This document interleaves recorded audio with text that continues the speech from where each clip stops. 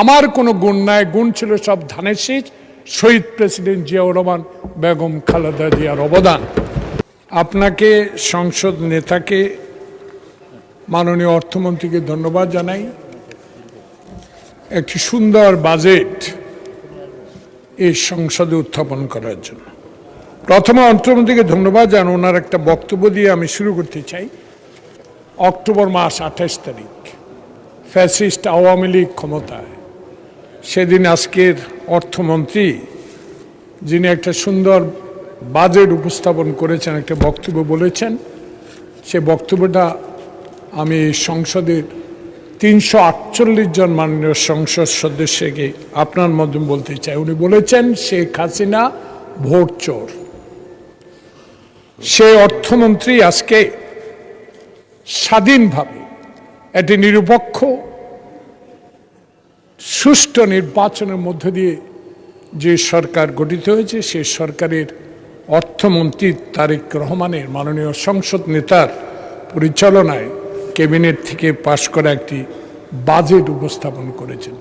সে বাজেটকে আমি ধন্যবাদ জানাই এবং আল্লাহ পাকের কাছে দোয়া চাই, এই সংসদ যেভাবে আজকে মাননীয় বিরোধী দলের নেতা মাননীয় এলজিআরডি মিনিস্টারের উত্থাপিত প্রস্তাবকে সর্বসম্মতিক্রমে এই ধন্যবাদ প্রস্তাবকে সমর্থন দিয়েছেন। আমি ওই পাড়েও ছিলাম, এই পাড়েও ছিলাম। দীর্ঘদিন এই সংসদ আসার সৌভাগ্য হয়েছে। আমার কোনো গুণ নাই, গুণ ছিল সব ধানের শীষ, শহীদ প্রেসিডেন্ট জিয়াউর রহমান, বেগম খালেদা জিয়ার অবদান। আজকে এই কথাটা বলার এই জন্য, বহু বাজেট দেখেছি, বহু গুণীজনের বাজেটও এখানে উপস্থাপন হয়েছে, কিন্তু এবার আমার একটা জিনিস ভালো লেগেছে, যে বাজেট উপস্থাপনের পর মানি না, মানব না, এ আওয়াজটা আসে নাই। মানি না, মানব না অনেকে বলতেন, কিন্তু এবার বিরোধী দলকেও ধন্যবাদ জানাই। সমালোচনা আপনারা করুন, সেই সমালোচনার জবাব অবশ্যই আমরা দিব, কিন্তু সমালোচনা গঠনমূলক হোক, সেটা আমাদের সংসদ নেতাও বলেছেন। আজকের এই ধন্যবাদ প্রস্তাবকে সমর্থন দেওয়া অর্থ এই যে আমরা এই সংসদকে প্রাণবন্ত করতে এবং সকল বিষয়ে আলোচনার ক্ষেত্র হিসাবে এখানে তুলে ধরতে চাই।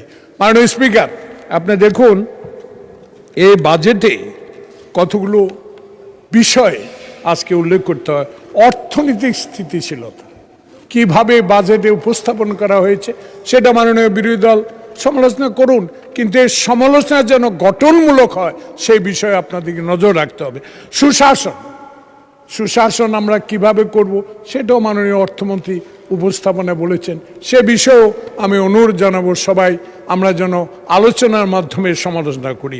বিচার বিভাগের স্বাধীনতা, এই বিষয় নিয়ে অনেক কথা হচ্ছে, কিন্তু বিচার বিভাগের স্বাধীনতা আমরা দেখেছি 2011 সালে, মনে আছে, এখানে অনেকেই আমার সাথে জেলে ছিলেন, অনেকে অনেক আসামি হয়েছেন, কিন্তু এই সংসদের এমপি হোস্টেলের মধ্যে বিচার করা হয়েছিল, সেটাও আপনাদের মনে আছে। কিন্তু এবার দেখুন এই ত্রয়োদশ জাতীয় সংসদে এই বিচার বিভাগের স্বাধীনতার জন্য আমরা যে যৌথভাবে কাজ করব, সেটাই প্রমাণিত হবে বিচার বিভাগের দেশের স্বাধীনতা আনবে। শিক্ষা, তরুণ সমাজকে আজকে শিক্ষার আলোয় যদি আমরা আলোকিত করতে পারি, তাহলে বেকারত্ব থাকবে না, বিদেশে পাঠাতে পারবো। সে বিষয়গুলো মাননীয় বিরোধী দলের নেতারা একটু দেখবেন। স্বাস্থ্য সেবা, শিক্ষা, এই দুইটা বিষয়ে আলোচনা করে আমি আমার বক্তব্য শেষ করব। আজকে বাংলাদেশের স্বাস্থ্য সেবাকে যেভাবে এই সরকার অত্যন্ত গুরুত্ব দিয়েছে, বাংলাদেশে ইতিমধ্যে 50 শয্যা বিশিষ্ট হাসপাতালগুলোকে 100 শয্যায় রূপান্তরিত করার যে বাস্তব পদক্ষেপ নিয়েছে, আমি মাননীয় সংসদ নেতা, মাননীয় প্রধানমন্ত্রী এবং মাননীয় স্বাস্থ্যমন্ত্রীকে ধন্যবাদ জানাই।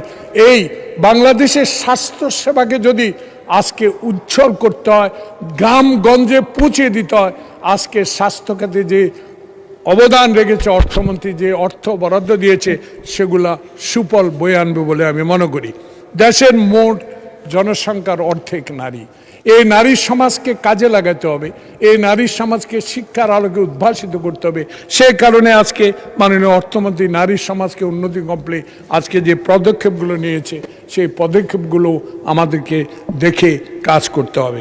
জ্বালানি, জ্বালানি সম্পদ আমাদের যে প্রবলেম, যে সমস্যা, সেটা আমাদের জ্বালানি মন্ত্রী কয়েকদিন আগে মনে হয় সিঙ্গাপুর গিয়েছিলেন, যে সিঙ্গাপুর থেকে যে আমাদের গ্যাস, দেখেন বিদ্যুৎ, এই বিদ্যুৎ এবং গ্যাসের কারণে শিল্প খাতে অনেক শিল্প বন্ধ হয়ে গেছে, যেটা আমাদের আবুল কালাম সাহেব আমাদের সম্মিলিত পরিষদের বক্তব্য দিয়েছেন।